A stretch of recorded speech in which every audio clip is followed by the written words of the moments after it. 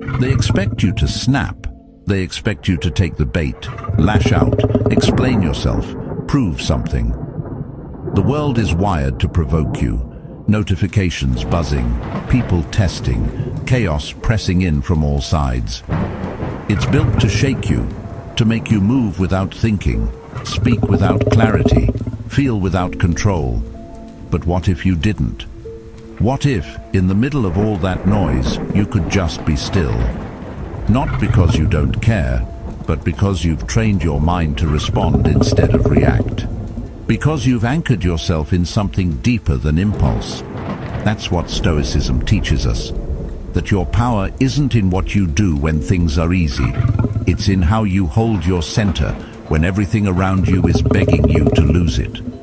And in a world that profits off your emotional chaos, your calm becomes rebellion. Your self-control becomes strategy. Your stillness becomes strength. So if you've ever felt like your peace is too easily stolen or your emotions too easily hijacked, this is your moment to reclaim that power, not by fighting harder, but by standing firmer, by mastering what the Stoics call the only true domain of power, your inner world. If you're ready to build that kind of strength with me, not just for show, but for your soul, please subscribe to follow a path back to yourself. Let's walk it together. 1. Don't react on cue. There's a certain silence that unnerves people more than any scream ever could. You've probably felt it. The kind of silence that makes others shift in their seats, talk more than they should, or try harder to get under your skin. It's not emptiness, it's control. The reason some people fear your stillness is because they can't manipulate it. They don't know what you're thinking, how you'll respond, or if you'll respond at all. And that uncertainty, it exposes their need to feel dominant, to pull you into their game where they feel safe, where they know the rules. But here's the truth. Most people don't want connection when they provoke you. They want compliance. They want your energy, your time, your reaction. And the moment you give it, you hand them the script. You become a character in their scene, not yours.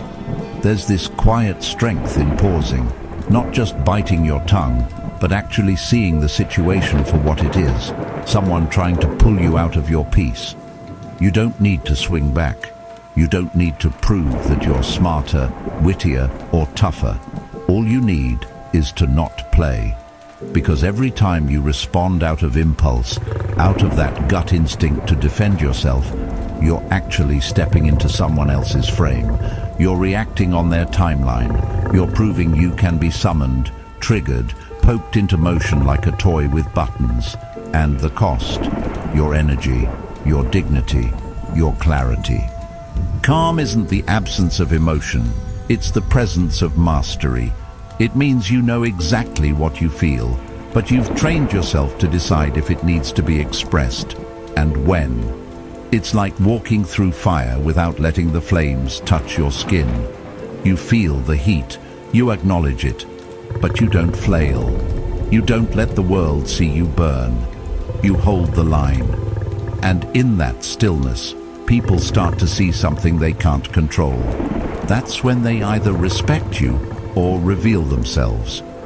Either way, you win. Think about how often people throw little traps your way. The sarcasm slipped into casual conversation, the jokes that aren't really jokes, the compliments that somehow sting. These aren't accidents, they're tests. They want to know, will you flinch? Will you fight? Will you try to make them feel bad for trying to make you feel small? And most of us fall for it. We want to correct them. We want justice. But what we really want is for them to admit what they did. And that rarely happens. So instead of closure, we get frustration. Instead of clarity, we get caught. Again, Stoicism teaches us something powerful here.